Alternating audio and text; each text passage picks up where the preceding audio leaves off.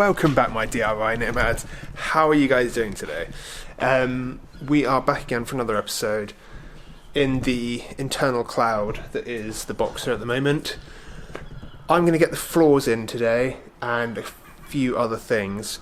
So let's just crack straight on with it. Let's get it in. It's all ready. Boom.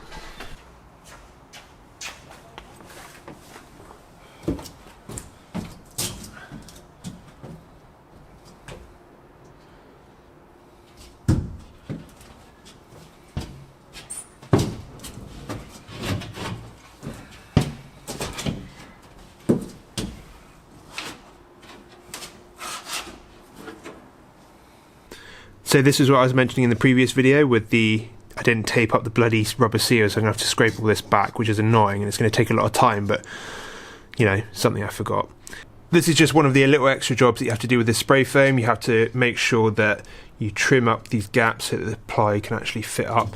There's all these little high peaks, but it's not too hard at all. You just need a good Stanley knife or like an old, like, flat saw that you can use.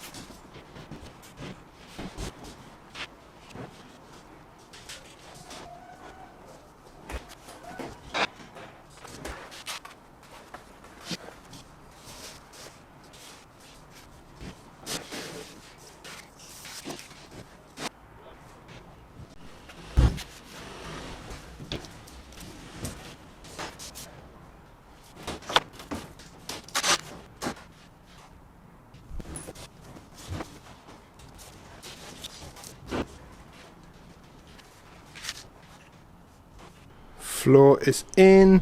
It's a good fit. Left a little bit of cut away, probably a little bit too much on the side of the wheel arch bits over here, but that's not a problem. I can still screw it down. I haven't screwed it down yet. No particular reason. I just want to get the wall panels all templated up and cut for the sidewalls here. So hopefully by the end of today, it will look like a panelled up van again, which would be exciting. I just quickly wanted to say I've sort of got away with myself earlier. I started doing one side of the Boxer camper van wall and just got so into it that I completely forgot to start filming. Really what I'm doing is right now I'm getting everything prepared so I can actually start getting the furniture and the flooring down, all that sort of stuff. I'm using 9mm poplar ply for my walls. The reason I chose poplar ply is because compared to the other plies that I was planning on getting in the first place, this has a little bit of a better imprint, like it's a less, it's a more environmentally friendly choice for getting it for where we are and in the situation right now, because otherwise we would have had to import it. It was like stuff like the same thickness was coming in from like Malaysia or Africa. It's just ridiculous. So we're going to go for this European poplar.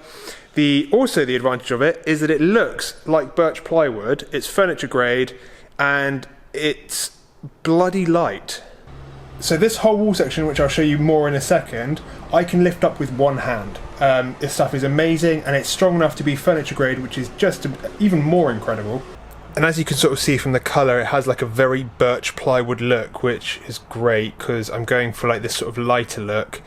Well, I might as well take you through this wall anyway right now. Anyway, so I've used poplar ply for the whole wall, but then I've also taken some white, like tough washable white wall paint, diluted it with some water so it's very thin, and then I've put it on so that in theory you can still see the grain of the wood, but it's actually a lot lighter. Well, I say a lot lighter, it's a bit lighter than what the poplar is as standard. I'll go get another piece of poplar and show you. Yeah, as I said, this stuff does look really similar to birch plywood. This is actually a piece that hasn't been whitewashed.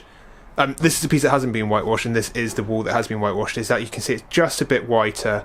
I didn't want it to be like all looking really wood-like in here, but I wanted to sort of keep the pattern of the wood through, which looks really nice. So what you're going to see me doing today is boarding up that other side of the wall, using what I've got left. I do need to get some more poplar ply, which is annoying because the whole COVID lockdown is coming back into play. On that front as well, I'm going to be trying to release about 2 videos a week over this lockdown to keep you guys a bit more entertained. You know, try and bring some positive vibes over this otherwise negative experience again. If I can bring out more than that as well, I'm going to try my best, but please expect some more regular videos, probably a bit shorter, just so I can span them out a bit more. But yeah, also another thing I want to show you. We had someone come in with this electric bike and they wanted to get a seat to go on the back here for their kids, and Ben has very expertly made this awesome chair that just slides on and uses threaded bar to bolt onto the bike. How sick is that? I'll also put up a photo on screen now to show you guys how cool it looks out in real life. But yeah, Ben's just in the final stage. He's basically putting it all together, gluing it, and then plugging the screw head holes with dowels and then cutting them off. So it looks flush and lovely. Let's get cracking.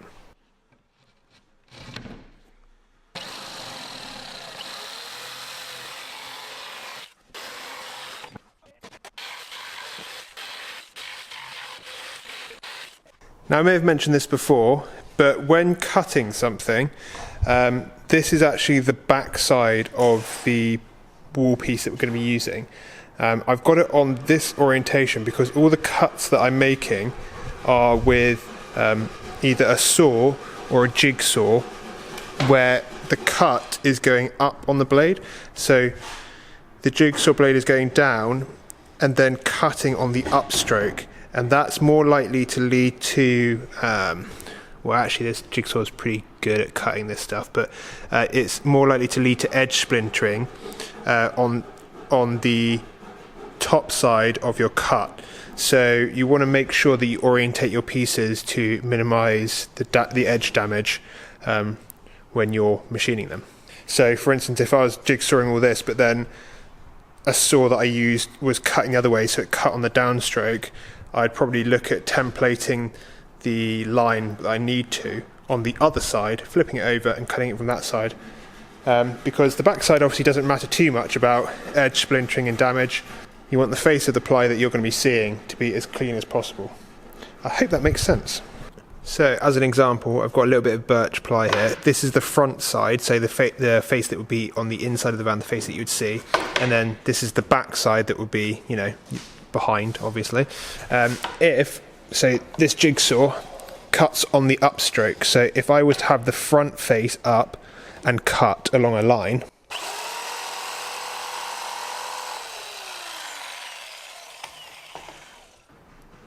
you can see all that edge splintering. But if you then look at the back side, the edge is so much cleaner. There's basically, well, there isn't any splintering at all. So you want to have your back down.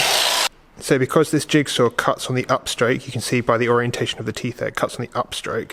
You want to have the back facing up.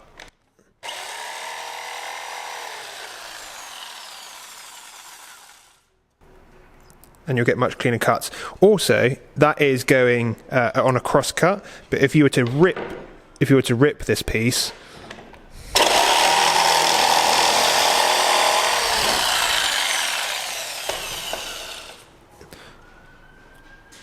you will get some edge splintering, but nowhere near as much as well. So cross cut is going, so this is the grain of the wood going down this way.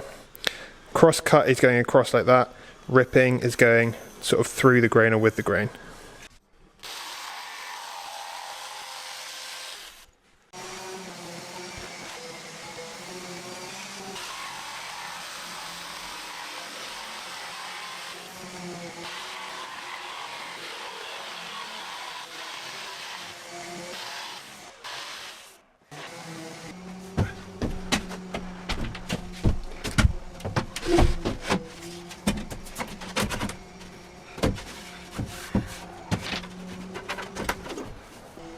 So other than moving this board over to the left a bit, fits really well.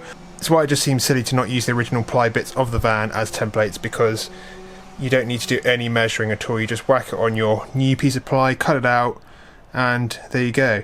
I would also like to say that if you are able to use the ply that's already in here, it's usually 5.5mm ply, but you can usually get away with it for a multitude of things. Then you're going to save yourself a bunch of time, money, and it's like way more environmentally friendly. I wanted to go with Poplar because a couple of reasons. A, it's lighter, it's nicer. I like the idea of having the wood grain on show. My previous panels were all painted grey, and all my previous panels were already painted grey, which is a shame. Also, I've gone for 9mm for a bit more sort of structural strength. I'm going to sort of add stuff to the wall, and I wanted it to be able to handle up to a bit of abuse, and so that I can actually like screw stuff into it and it's strong enough to hold.